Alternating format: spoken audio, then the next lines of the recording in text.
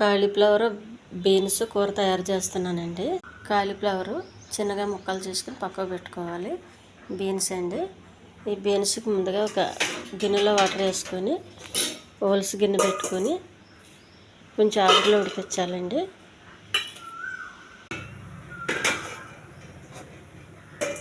కొంచెం మూత పెట్టేయాలి. దీనికి ఒక ప్లేట్ మూత పెట్టేయాలండి, ఆవిరిలో ఉడుకుతాయి. ఈ బీన్స్ ఈ కాలీఫ్లవర్కి ముందుగా వేడి నీళ్ళు కాగించి పెట్టుకుని కొంచెం వేడి నీటిలో మునగే వరకు వేయండి. కావలసిన పదార్థాలు: ఉల్లిపాయ, పచ్చి కొబ్బరి, కరివేపాకు, నూనె, అల్లం వెల్లుల్లి పేస్టు, ఉప్పు, జీలకర్ర, ఆవాలు, కారం, పసుపు, కొద్దిగా శనగపప్పు ఇచ్చి పెనం పెట్టాలండి. కొద్దిగా ఆయిలు, కొంచెం శనగపప్పు, కొన్ని ఆవాలు,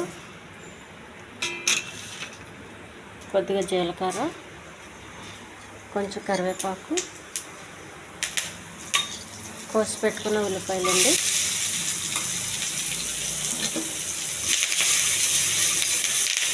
ఇవి కొంచెం దోరగా వేగించాలి. కొద్దిగా అల్లం వెల్లుల్లి పేస్ట్ అండి,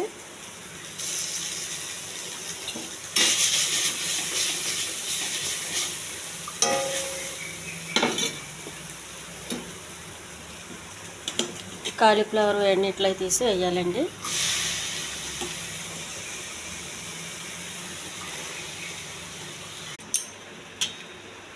కొద్దిగా కారం అండి, కాలీఫ్లవర్కి కొంచెం కారం ఉంటే బాగానే ఉంటుంది, తినేవాళ్ళు ఉంటే వేసుకోవచ్చు.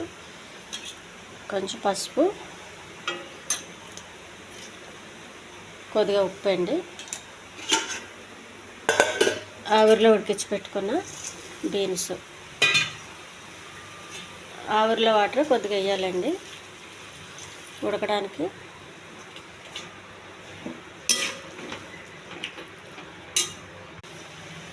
కొద్దిగా పచ్చి కొబ్బరి అండి,